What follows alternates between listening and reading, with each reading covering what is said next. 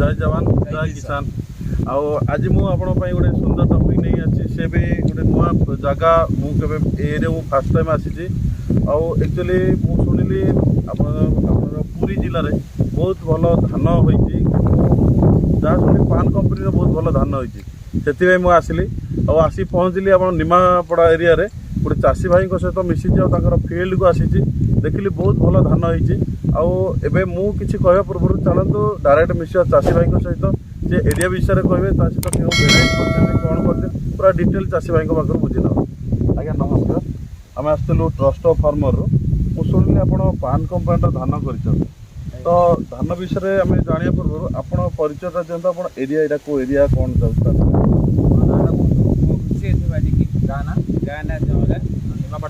Nimapada block छंजा panchayat आज्ञा जिला पुरी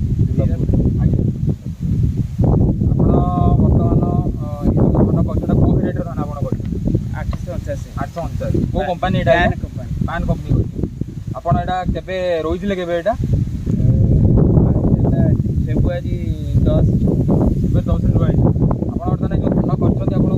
बर्तमान पाखे तो ठिया देखिए आपको केमती लगुच भल लगे बर्तमान आप जो ठिया से पाखे आप गोटे केंडा छिड़ातु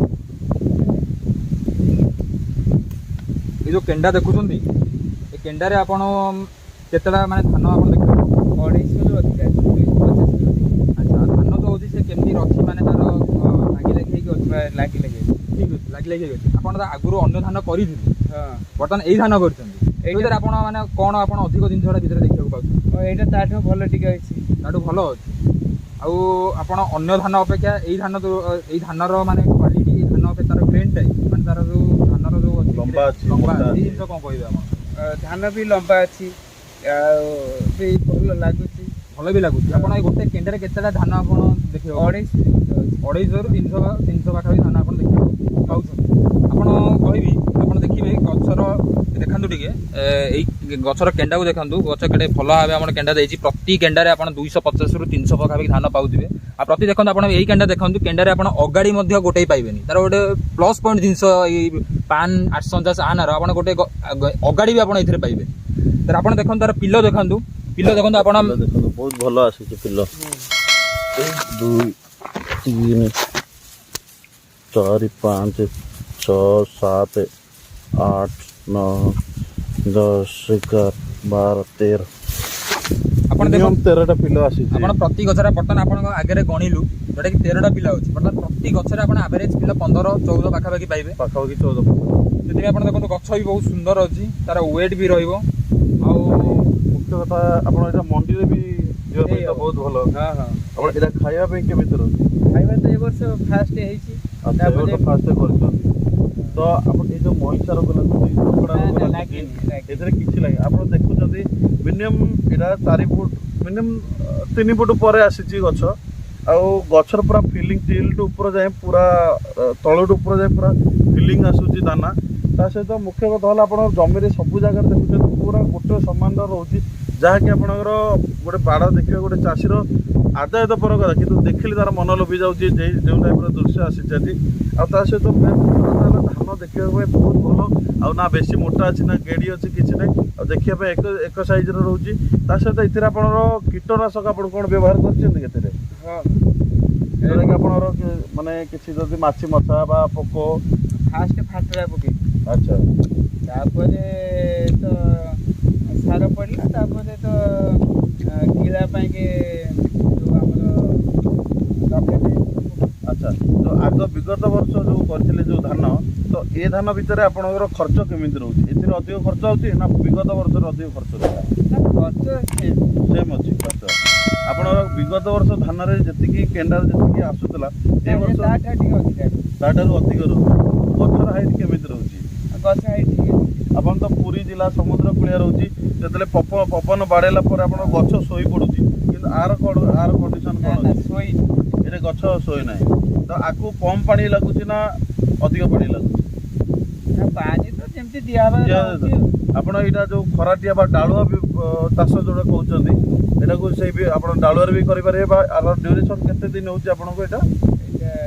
रहला 200 केते दिन बस एडे एबे के दिन माने एबे के दिन एबे के दिन आपण ତ ରୋଇଥିଲେ 10 ଫେବୃଆରୀ 10 ରେ ବର୍ତ୍ତମାନ ହେଇଗଲାଣି ଆସପାସ 100 ଦିନ ହେଇଗଲାଣି